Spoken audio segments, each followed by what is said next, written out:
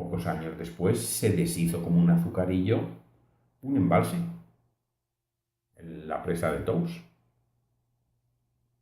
Es decir, no era tan raro. Aquellas infraestructuras que se habían ido haciendo un poco a salto de mata, pues seguían estando.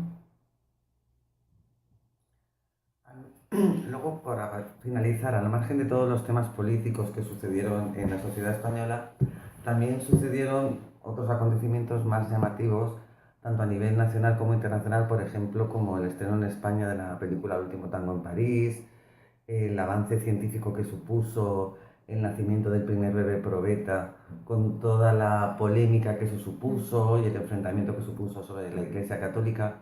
¿Qué nos puede comentar? Bueno, el estreno en España del último tango en París, en realidad ya muchísimos españoles ya habían visto el último tango en el extranjero, clandestina y como fuera. Y además es que ya se había ido poco a poco a la época del destape, del cine del destape, que era una manera de llegar primero a cuando ya la gente no acepta otra cosa más, pues vamos a llevarles el destape antes de llevarles el cine político.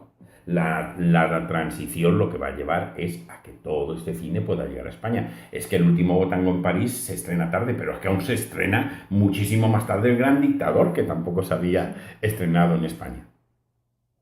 Es decir, es el momento en que llega este cine. Cuando llega el último tango en París, pues va mucha gente a verla, pero tampoco tiene mucha más gente que algunas películas como puede ser El vecino del quinto unos años antes.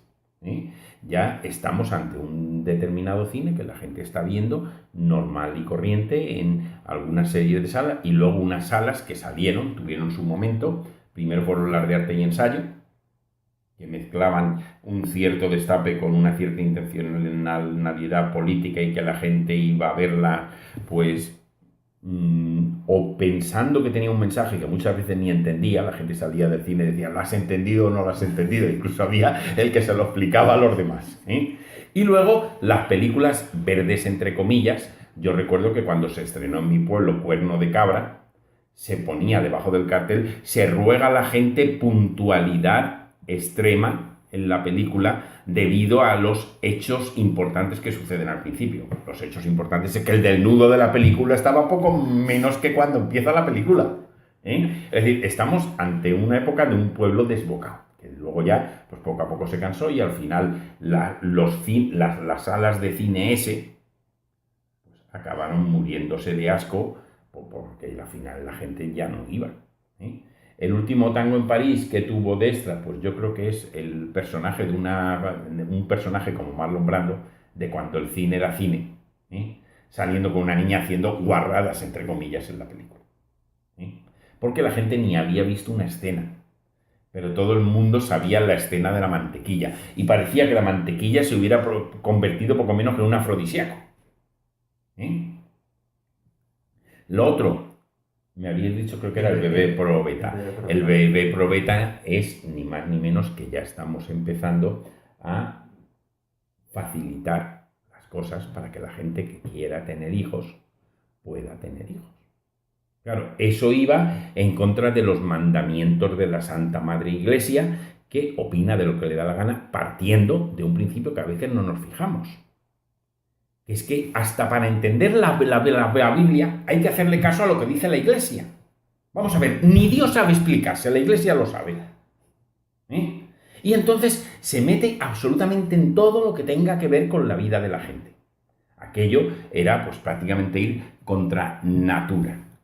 Bueno, un contra natura que habría que ver hasta qué punto se puede tener la más mínima credibilidad moral por parte de ciertas instituciones, pero se metían en algo. ¿Qué es lo que era, a fin de cuentas, el bebé probeta? Facilitar que la gente pudiera tener hijos mediante algún tipo de asesoramiento, de mejora, de transformación de carácter médico. Recordad que eran también aquellos años en que se estaban haciendo los centros, como se llamaban, de planificación familiar, como si la familia fuera obligatoria para ciertas cosas. Y en aquellos centros es cuando por primera vez veíamos que muchísima gente acudía porque no tenía acceso y ni siquiera sabía a medios de carácter anticonceptivo. Se chocaba, aunque en algunos sitios sí se colaboraban, con la cuestión de los contraceptivos. En algunos centros de planificación familiar incluso te facilitaban la posibilidad de asesorarte, de que podías ir a Londres, pero no se atrevían muchas veces a ser consecuentes hasta el final. Algunos ya llegarán en aquellos años de la transición. Pero también aquellos centros de planificación, lo primero que demuestran ya son que también muchas parejas o muchas mujeres acuden a esos centros para poder tener hijos. Es decir, no es solamente el no tenerlos, es que también puede ser el tenerlos. Pues los bebés probetas, que algunos de ellos han salido en la prensa a veces y están perfectamente bien, son normales, son inteligentes como el que fuera. Es decir, no son todas aquellas cosas que algunas instituciones nos decían que iban a pasar. Si fueran instituciones decentes, pedirían perdón, pero no saben.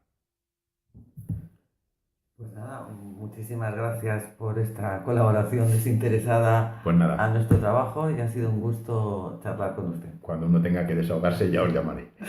Buenas tardes. Bueno, Buenas hasta tardes. luego.